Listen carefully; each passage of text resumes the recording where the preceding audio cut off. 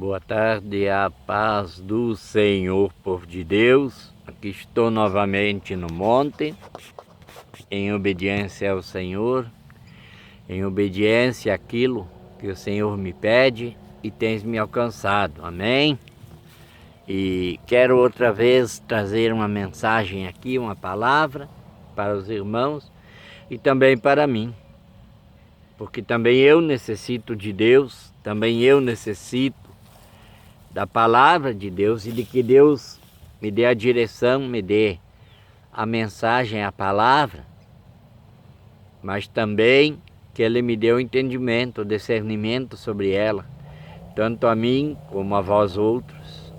Amém? Em Gálatas, capítulo 3, um minutinho a mais aí para me organizar aqui.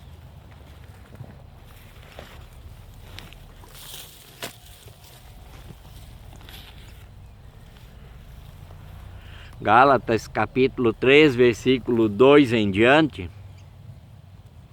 Só quisera saber isto de vós: recebestes o Espírito pelas obras da lei ou pela pregação da fé? Uma pergunta que o Senhor nos deixa, né? Que nós recebemos o Espírito Santo é pela fé, pela palavra, ou é pelas leis? É claro que é pela fé, é pela palavra, porque pelas leis só se aprende o que é da lei, mas na palavra se aprende aquilo que o Senhor nos dá. Sois vós tão insensatos que, tendo começado pelo Espírito, acabeis agora pela carne. Quando nos afastamos do Senhor, nos afastamos da vontade de Deus, da palavra, Ele diz que nós começamos pelo Espírito e acabamos pela carne. Isso se olharmos para o nosso tempo onde nascemos, nós viemos do Espírito, nós tornamos carne e andamos. E também quando estamos no mundo, aceitamos Jesus, aceitamos a palavra, aceitando o Espírito Santo, a direção de Deus. E quando nos afastamos, acabamos nos voltando para a carne outra vez. Será em vão que tenhais padecido tanto, se é que isto também foi em vão. Aquele, pois, que vós dá o Espírito e que opera maravilhas entre vós, o faz pelas obras da lei ou pela pregação da fé? Assim como Abraão creu em Deus, e isso lhe foi imputado como justiça. Sabeis, pois, que os que são da fé são filhos de Abraão. Ora, tendo a Escritura previsto que Deus havia de justificar pela fé os gentios, anunciou primeiro o Evangelho a Abraão, dizendo: todas as nações serão benditas em ti, de sorte que os que são da fé são benditos com o crente Abraão. Este é o versículo 9. Nós que somos da fé, que vivemos pela fé, pela palavra de Deus, somos benditos como Abraão, pela fé de Abraão, que se é colocada perante nós também, e a você também. Embora às vezes tu não conhece a palavra, tu não é um crente, como muitos dizem, mas sabe o que é ser crente? É ser imitador de Deus, imitador do Senhor Jesus.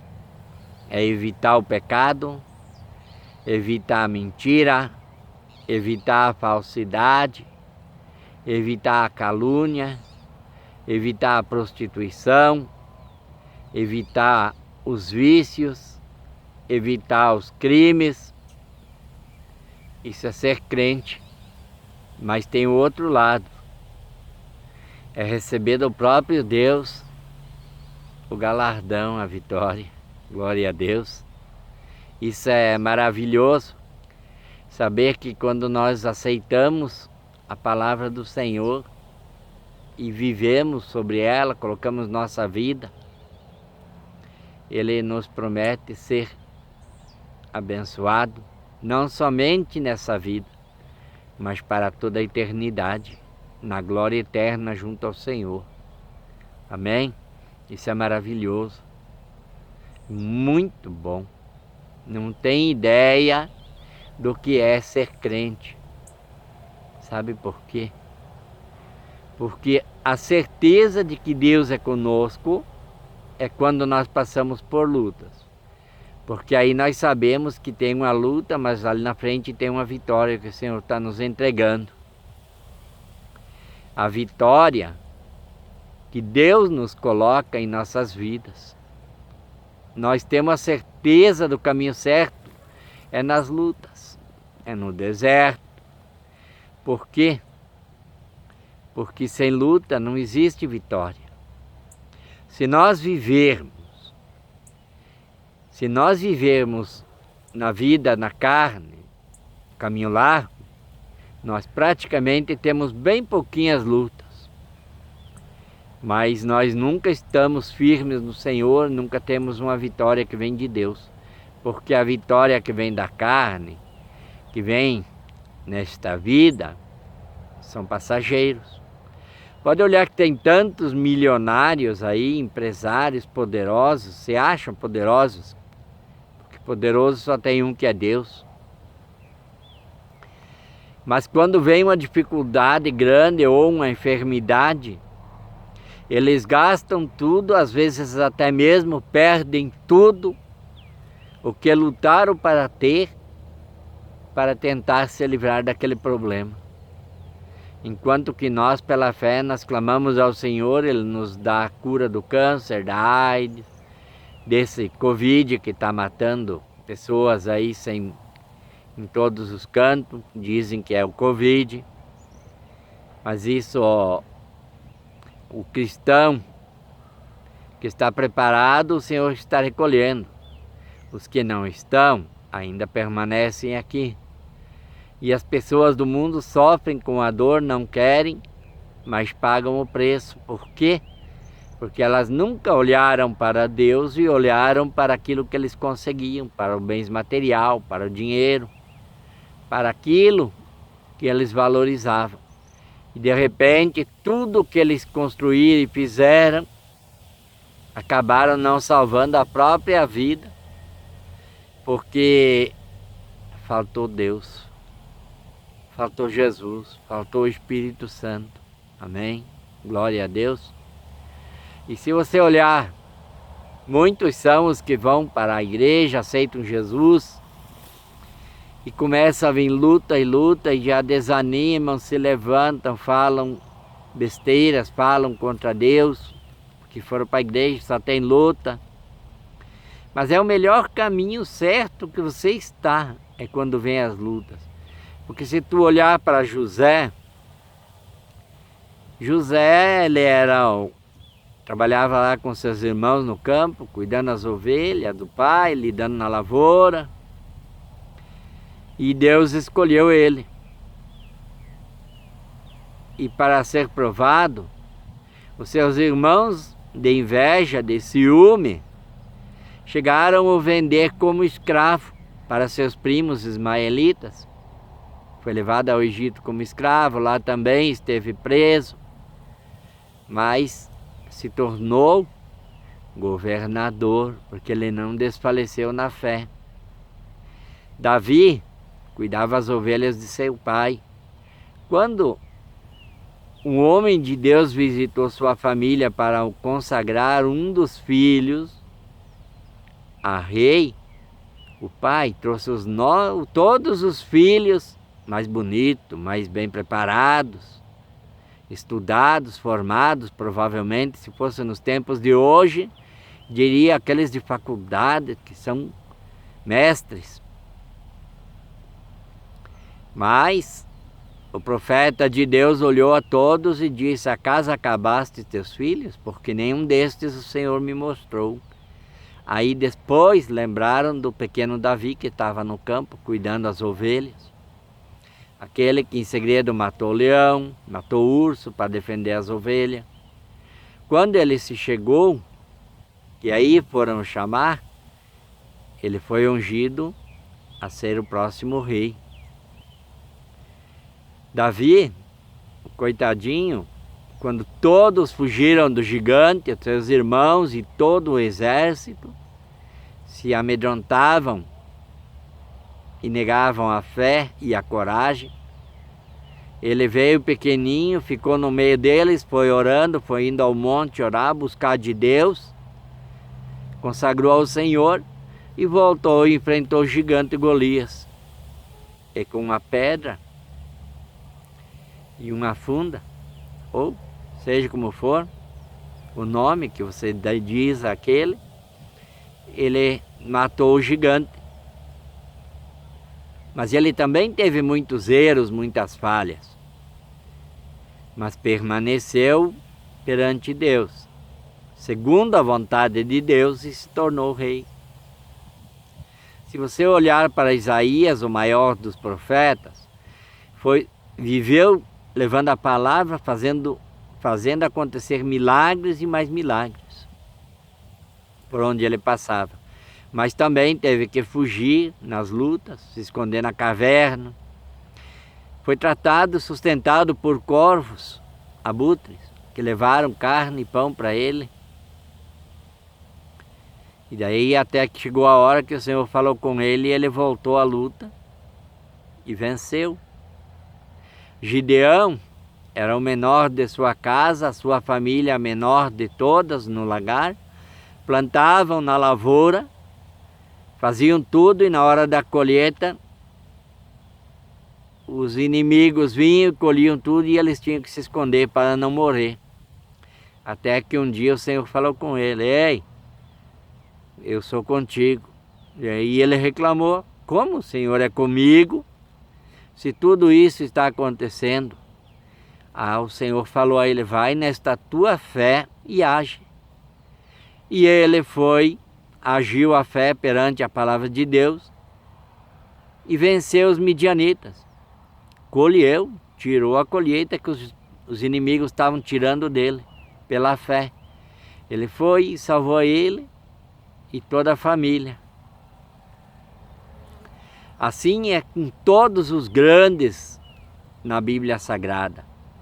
Primeiro veio o deserto, primeiro veio a luta, primeiro a dificuldade. Mas se permanecerdes firme, o Senhor te honra, Ele dá a vitória. Existe algo melhor que isso? Existe certeza melhor de que estamos no caminho certo do que quando vem deserto, lutas, perseguições, calúnias, mentiras e tudo mais contra nós? É a maior certeza de que estamos no caminho do Senhor. O inimigo apenas está usando aquele que ele consegue usar para tentar nos tirar da direção, nos tirar da fé. Por isto é bonito glorificar e exaltar o Senhor. Por isto, a certeza maior de que estamos no caminho certo é no deserto, é nas lutas. Amém? Vamos adiante aqui. E agora, não sei se a minha palavra...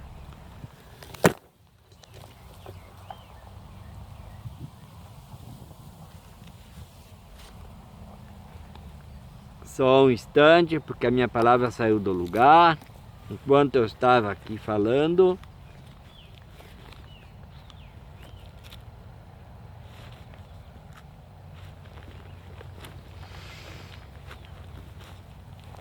Amém? Aí voltamos com ela. Aqui no versículo 10 de Gálatas, do capítulo 3, todos aqueles, pois, que são das obras da lei estão debaixo da maldição. Porque está escrito: maldito todo aquele que não permanece em todas as coisas em que estão escritas no livro da lei, para fazê-las.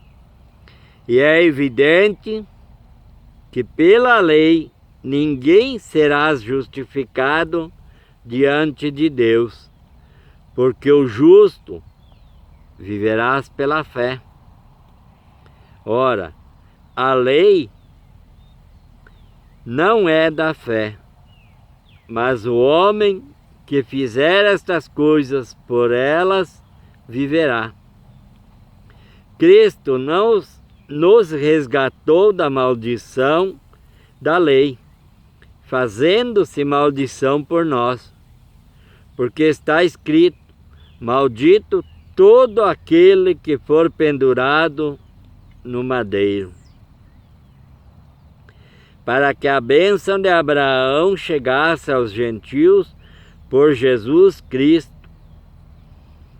e para que, pela fé, nós recebamos a promessa do Espírito.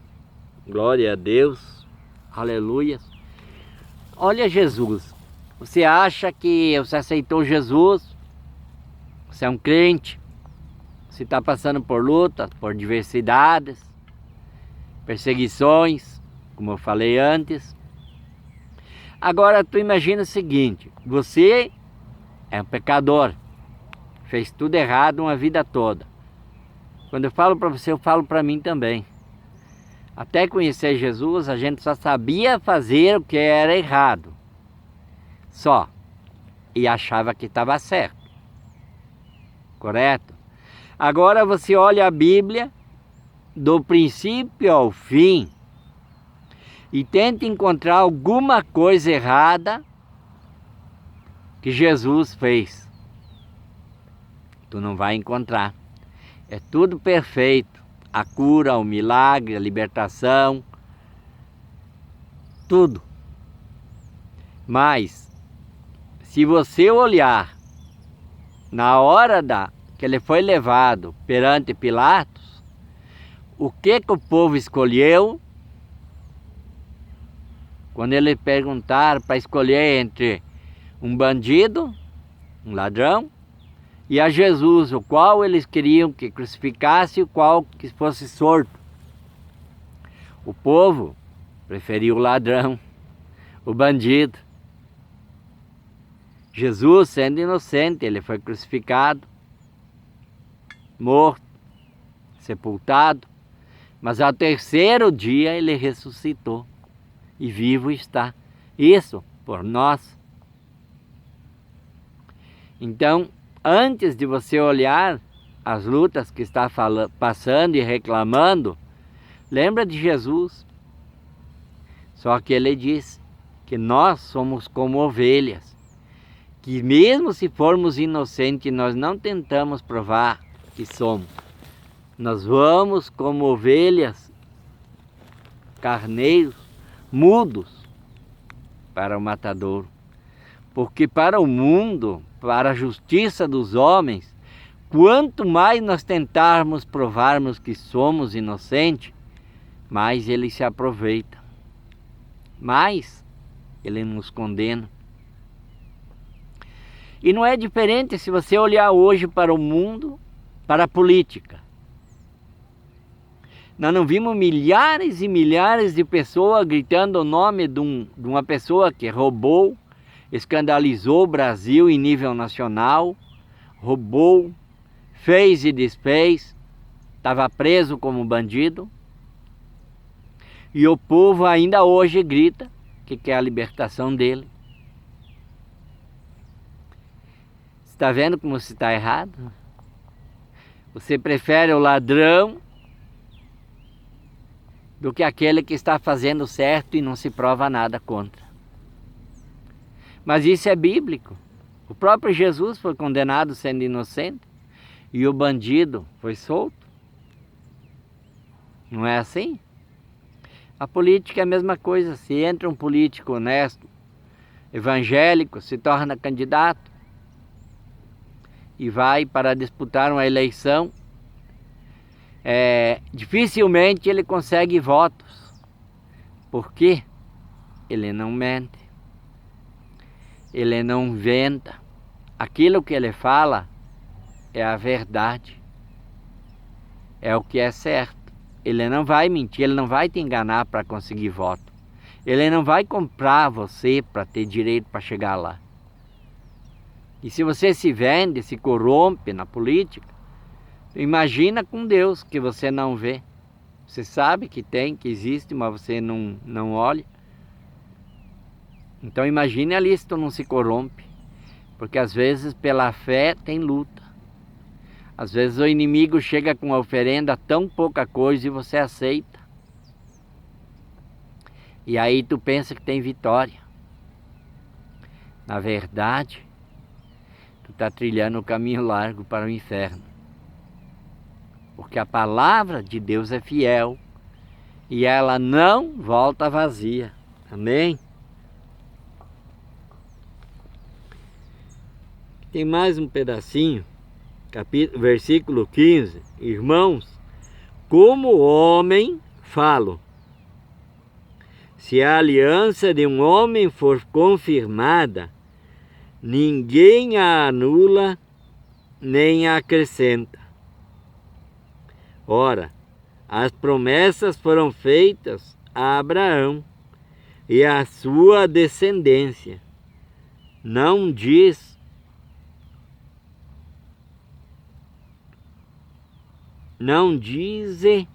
as descendências como falando de muitas, mas como de uma só, e a tua descendência de Cristo, que é Cristo. Glória a Deus, aleluias.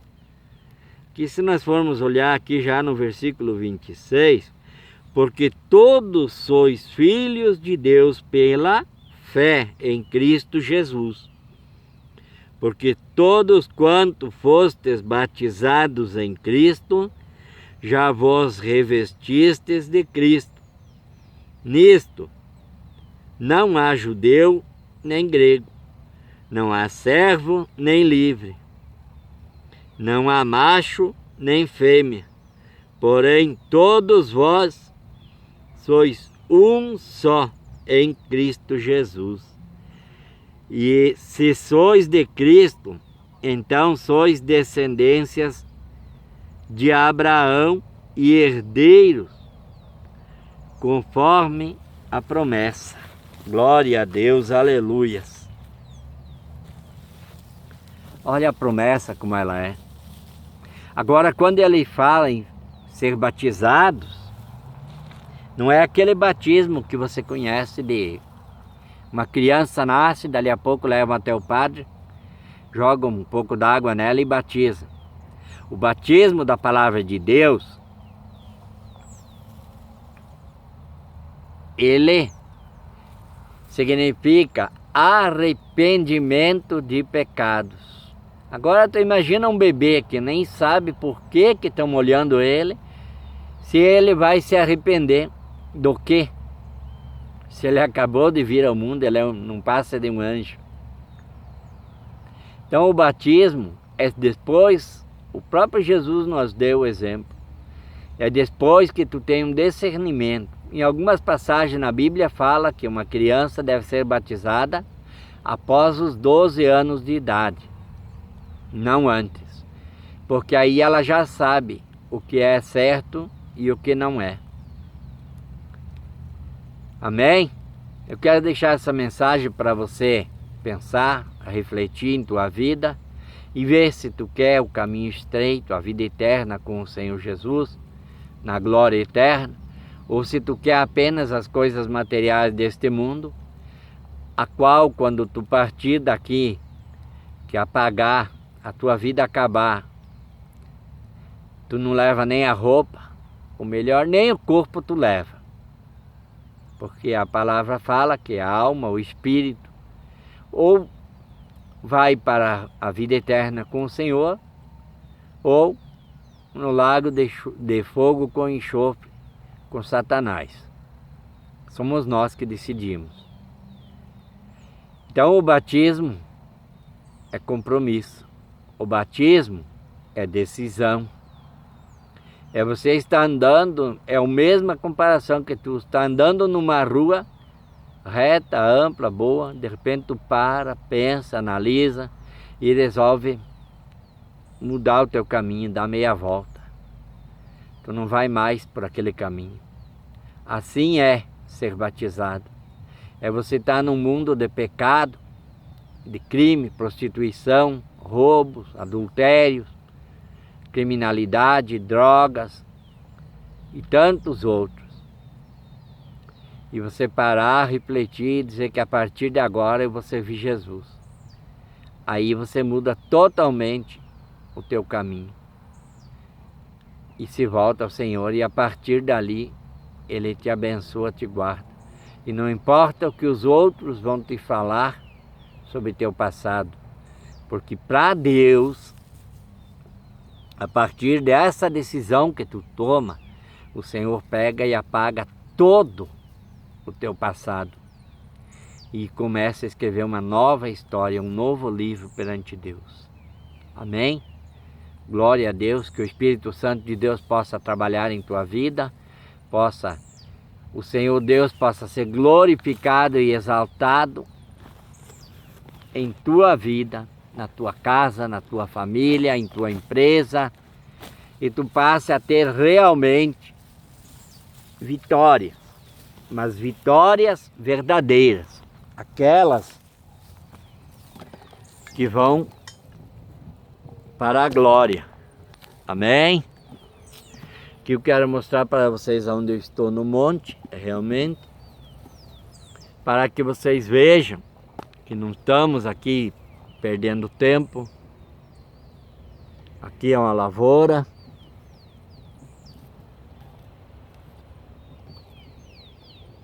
E é o lugar de muitos e muitos anos que a gente está vindo e buscando no Senhor, glorificando e exaltando o nome do Senhor. Clamando a Deus por tua vida.